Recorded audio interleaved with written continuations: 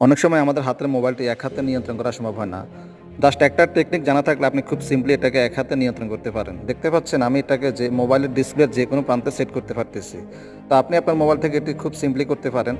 এটা আপনি করতে হলে আপনাকে জাস্ট অ্যারো চেঞ্জের মতো দেখতে পাচ্ছেন, জাস্ট নিচের দিকে হালকা স্লাইড করবেন। হালকা স্লাইড করলেই আপনার এই কাজটি খুব সিম্পলি হয়ে যাবে।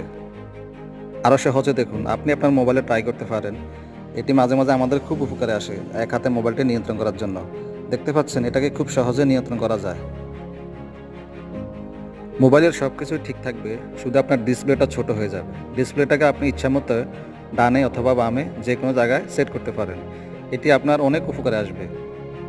তো এটি করতে হলে আপনাকে সেটিংসে যেতে হবে। সেটিংসে গিয়ে আপনাকে লিখতে হবে one handed mode. One handed mode of থাকলে কাজ করবেন, এটাকে অন করে নিতে হবে। অন করলে আপনি এই কাজটি খুব সহজে করতে পারবেন। এরকম আরও ভিডিও পেতে ফলো দিয়ে সাথে থাকবেন। সবাইকে অসংখ্য ধন্যবাদ।